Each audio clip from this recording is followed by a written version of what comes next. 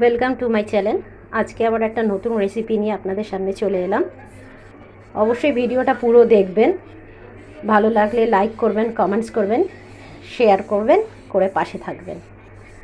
আজকে রেসিপিটা করার জন্য আমি আলুটাকে গ্রেট করে নিয়েছি, একটা পেঁয়াজ নিয়েছি, কাঁচা লঙ্কা নিয়েছি, আর এই যে সুজিটা আমি 2 কাপ দেবো, আর তার সাথে 1 কাপ বেসন দেবো।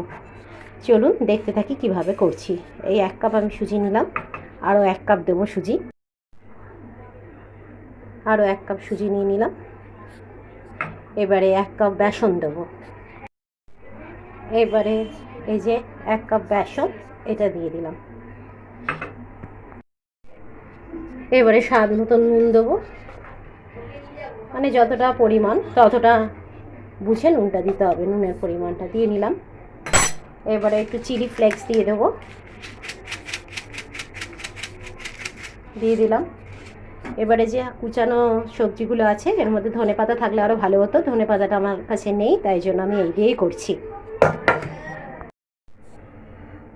আলু, পেঁয়াজ, লঙ্কা সব একসাথে মিক্সড করে ভালো করে নুন আর চিলি ফ্লেক্সের সাথে মাখলাম। এবার অল্প অল্প করে জল দিয়ে ব্যাটারটা তৈরি করব। আর এই যে একটা বড় সাইজের রসুনের কোয়া, এটাতে একটু গ্রেট করে দিয়ে দেবো। বসিয়ে দিয়েছি, এদিকে আমি কড়া বসিয়ে দিয়েছি, তার মধ্যে তেল দিয়ে দিয়েছি। সব কিছু একসাথে ভালো করে মেখে নিয়েছি। এদিকে আমার তেল গরম হয়ে এসছে। এবার এগুলো আমি অল্প অল্প করে ছাড়তে থাকবো। দেখুন আমি দিয়ে দিয়েছি, এটা পুরো হাই ফ্লেমে আছে।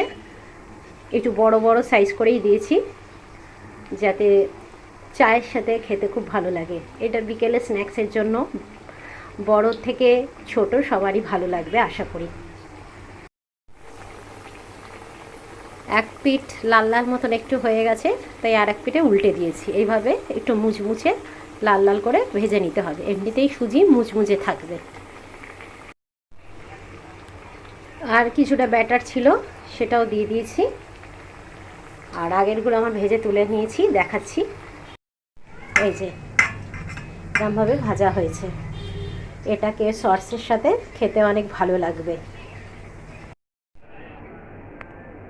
আমার সব কটা বড়া রেডি হয়ে গেছে। অ্যাকচুয়ালি এগুলো বড়ার দিয়ে একটু বড়, তাই এটা কী রেসিপির নাম সেটা আমারও জানা নেই, দেখতে হবে কি নাম দেওয়া যায়। এটা তো আমার মন থেকেই আমি তৈরি করেছি, তা এটা তো আমি রেডি করে ফেললাম। এবার একটু সার্ভ করার পালা, সেটা করব আর খেয়ে দেখবো কিরম হয়েছে। রেডি হয়ে গেছে সাজানো বড়া, আর তার সাথে সস, আর সাথে একটু চা। আর কি চাই, সন্ধ্যাবেলা জমে ক্ষীর।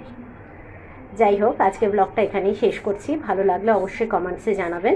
আবার নতুন ব্লগ নিয়ে আপনাদের কাছে হাজির হব। সবাই সুস্থ থাকবেন, ভালো থাকবেন। টাটা।